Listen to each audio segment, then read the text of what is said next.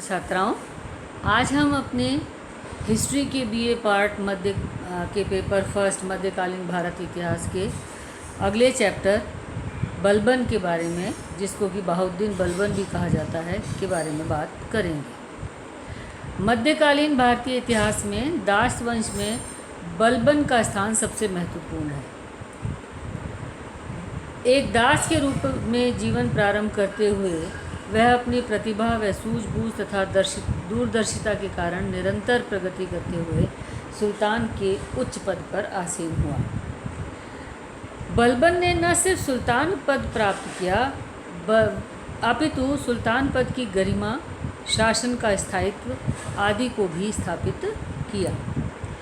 इतिहासकार बर्नी के अनुसार जब दिल्ली सल्तनत की बागडोर बलबन जैसे अनुभवी तथा दूरदर्शी व्यक्ति के हाथ में पहुंची तो सिंहासन तथा शासन नीति दोनों का भय एवं ऐश्वर्य देशवासियों के हृदय में भली भांति बैठ गया।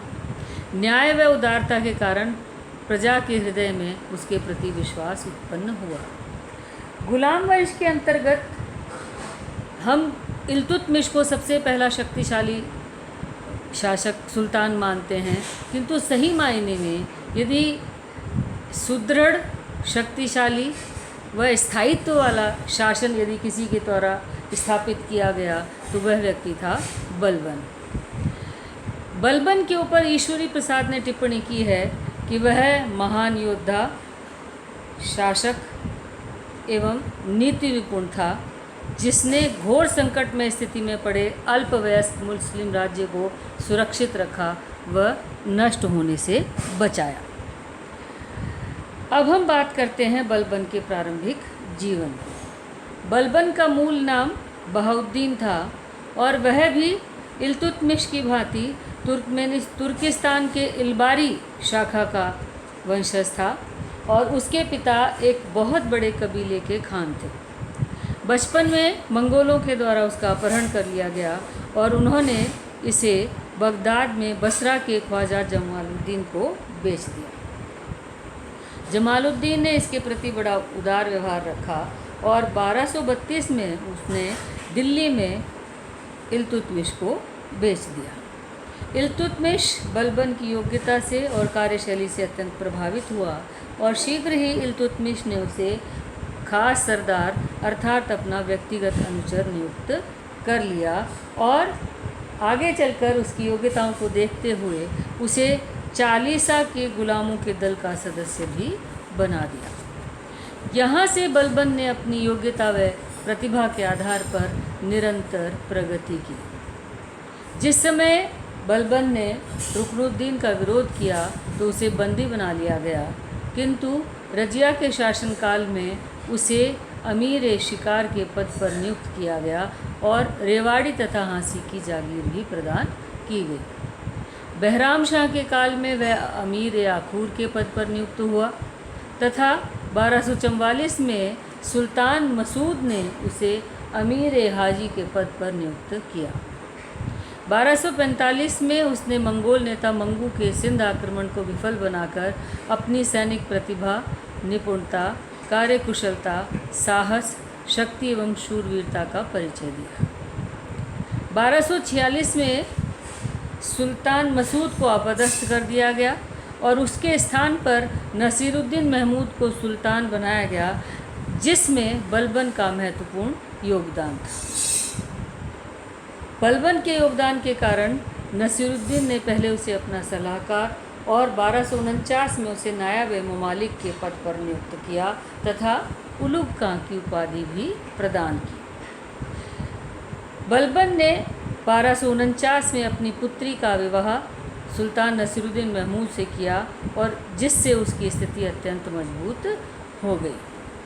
बलबन ने तकरीबन 20 वर्ष तक प्रधानमंत्री के रूप में शासन का संचालन किया, या यह कहें कि एक प्रकार से राज सत्ता पर बलबन का ही एकाधिकार स्थापित हो गया था। प्रधानमंत्री के रूप में रहते हुए बलबन ने कई महत्वपूर्ण कार्य किए। बलबन मोटे तौर पर 1246 से 1266 के मध्य प्रधानमंत्री के रूप में रहा और उसने दिल्ली को बाहरी व आंतरिक संकटों से सुरक्षित रखने का प्रयास किया। उसके समय में अनेक उपद्रव व विद्रोह हुए, कई कठिन परिस्थितियाँ आई, लेकिन उन सब का उसने साहस तथा कूटनीति व अपनी सैन्य प्रतिभा के बल पर सामना किया और विजय का मार्ग प्रशस्त कर सल्तनत को मजबूती और सुदृढ़ता प्रदान की। प्रधानमंत्री के रूप में उसके द्वारा किए गए प्रमुख कार्य इस प्रकार से थे। 1246 में क्योंकि बार बार मंगोलों का आक्रमण होता था, खोखरों का विद्रोह होता रहता था, अतः सबसे पहले बलबन ने अपने राज्य की पश्चिमोत्तर सीमा को सुरक्षित करने के लिए रावी नदी को पार कर विद्रोही खोखरों व अन्य लूटमार करने वाली जातियों का दमन कर लाहौर मुल्तान व उच्च पर अपना अधिकार स्थापित किया। खोखर एक बर्बर जाति थी जो कि समय समय पर विद्रोह करती रहती थी और लूटमार का कार्य करती रहती थी। अतः प्रधानमंत्री रहते हुए उसके द्वारा यह एक अत्यंत महत्वपूर्ण कार्य किया गया और पश्चिमोत्तर सीमा को सुरक्षित कर लिया गया। इसके पश्चात बलबन ने 1246 में दोआबा की अपनी उपद्रवी हिंदू प्रजा के खिलाफ सफल अभियान किया। हिंदू राजाओं ने भी सल्तनत के खिलाफ विद्रोह प्रारंभ कर दिया था। अतः सबसे पहले उसने 1248 में कन्नौज के विख्यात दुर्ग तलसंदा पर अधिकार किया और 1250 व 1256 में बलबन को पुनः विद्रोह का सामना करना पड़ा और बलबन ने इन विद्रोह का दमन तो किया किंतु पूर्ण रूप से शांति की स्थापना नहीं हो सकी। इसी समय मेवाती राहगीरों, सरकारी रसद और कोष को लूटने के लिए हाँसी, रेवाड़ी तथा राजधानी दिल्ली पर धावा बोल दिया करते थे और राहगीरों को, सरकारी रसद को और कोष को लूट लेते थे। इसलिए बलबन ने 1250 में मेवातियों का दमन करने का निर्णय लिया। उसने तकरीबन 250 मेवाती नेताओं को बंदी बनाया और मेवातियों पर किए गए इस दमन के दौरान 32,000 मेवाती मारे गए। जिस समय बलबन मेवातियों के विद्रोहों को दमन करने में लगा हुआ था, उसी समय जालौर के चौहानों ने और मेवाड़ के गुहिल शासकों ने भी अपने आप को स्वतंत्र करने का प्रयास किया। अतः बलबन ने 1248, 1254 और 1256 में रणथंभौर, बूंदी, चित्तौड़ पर आक्रमण किए किंतु उसे स्थायी सफलता प्राप्त नहीं हुई। 1248 में उसने बुंदेलखंड पर आक्रमण कर चंदेल शासकों को उत्तर की ओर बढ़ने से रोक दिया। 1250-51 में उसने ग्वालियर पर आक्रमण किया और शासक चाहर देव को कुचलने का प्रयास किया किंतु चाहर देव की कुछ स्वतंत्रता को कुचला नहीं जा सका। हालांकि उसने ग्वालियर, चंदेरी, मालवा तथा नरवर पर अधिकार करने का कार्य किया। लगातार बलबन के इन अभियानों की वजह से बलबन के व्यवहार में निरंकुशता बढ़ती जा रही थी, जिसके कारण उसके कई विरोधी उत्पन्न हो गए थे। इमामुद्दीन रेहान जैसे लोगों ने सुल्तान नसीरुद्दीन को बलबन के खिलाफ भड़काया और जिसके परिणाम स्वरूप सुल्तान नसीरुद्दीन महमूद ने 1253 में बलबन को पद से हटा दिया तथा इमामुद्दीन रेहान को वकील दर के पद पर नियुक्त किया। किंतु शीघ्र ही शासन में अव्यवस्था व प्रबंध में शिथिलता व्याप्त हो गई, जिसके कारण नसीरुद्दीन महमूद को पुनः फरवरी 1254 में बलबन को नायब के पद पर पदस्थापित करना पड़ा।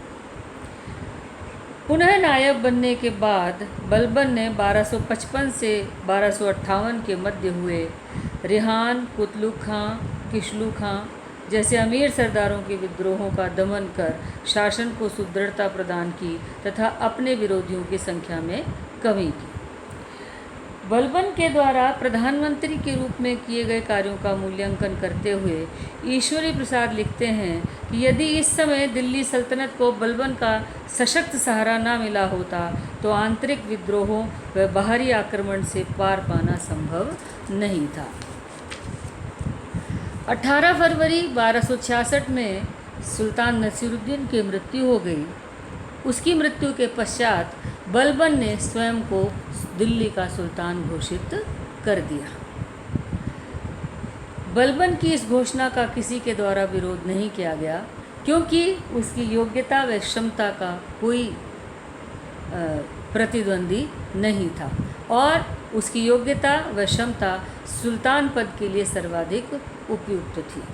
उसने अपने 20 वर्षीय प्रधानमंत्री काल में उन समस्याओं व कठिनाइयों को चिन्हित कर लिया था जिसके कारण सल्तनत कमज़ोर थी। अतः सुल्तान बनने के पश्चात उसने सबसे पहले उन कठिनाइयों को दूर करने का दृढ़ निश्चय कर प्रयास प्रारंभ किए, जो कि उसकी समय की प्रमुख कठिनाइयाँ थीं। उसके समय की सबसे प्रमुख कठिनाई यह थी कि ताज पद की प्रतिष्ठा व गरिमा बहुत कम हो चुकी थी। इल्तुतमिश के बाद रुकनुद्दीन फ़िरोज़ को हटाकर रज़िया सुल्तान को हटाकर बहराम शाह को हटाकर मसूद और मसूद को हटा करके नसरुद्दीन महमूद को सुल्तान बनाया गया, जिसका परिणाम ये निकला कि बार बार चालीसा के दल के द्वारा सुल्तान बदले जा रहे थे और सुल्तान को कठपुतली के रूप में प्रयोग किया जा रहा था, जिससे ताज पद की प्रतिष्ठा व गरिमा बिल्कुल ही समाप्त हो गई थी। इसलिए बलबन के सामने सबसे बड़ी चुनौती थी कि वह किस प्रकार से ताज पद की प्रतिष्ठा व गरिमा को पुनः स्थापित करे। बलबन के सामने की दूसरी बड़ी समस्या थी अमीर व सरदारों के षड्यंत्र। चालीसा के दल में स्थित जो अमीर व सरदार थे वे समय समय पर षड्यंत्र करते रहते थे। जैसा कि हम देख रहे थे कि प्रधानमंत्री के काल के दौरान भी बलबन को रिहान, कुतलुक खां व किशलू खां के षड्यंत्रों और विरोध का सामना करना पड़ा। तो किस प्रकार से अमीरों और सरदारों की शक्ति पर नियंत्रण स्थापित किया जा सके और उनके षड्यंत्रों की नीति को किस प्रकार से रोका जा सके, यह बलबन की दूसरी बड़ी चुनौती थी। तीसरी बड़ी चुनौती थी उपद्रव और विद्रोह। जैसा कि हम पहले भी बात कर चुके हैं, खोखरों, मेवातियों, हिंदू राजाओं, इन सब के उपद्रवों और विद्रोहों पर नियंत्रण स्थापित करना बलबन की अगली चुनौती थी। दिल्ली सल्तनत के लिए सबसे बड़ी चुनौती थी मंगोलों के आक्रमण का भय। कुतुबुद्दीन ऐबक से लेकर के बलबन के शासनकाल तक यह एक बहुत बड़ी चुनौती थी, क्योंकि मंगोल आक्रांता यदा कदा भारत की सीमा तक आ जाते थे और क्योंकि वे बर्बर विजेता व आक्रांता थे, इसलिए सदैव उनके आक्रमण का भय बना रहता था। तो बलबन यह चाहता था कि वह अपने राज्य को मंगोलों के आक्रमण से सुरक्षित कर सके। अगला कारण था, अगली बहुत बड़ी चुनौती थी रिक्त राजकोष। लगातार शासकों के बनने, युद्धों के होने से तथा शासकों के द्वारा अपने वैभव और विलासिता में पैसे खर्च करने के कारण निरंतर राजकोष रिक्त होता जा रहा था।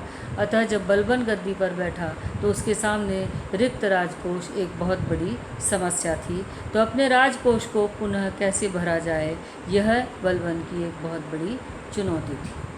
अगली चुनौती थी बलबन की राजपूत राज्यों की शक्ति व प्रगति।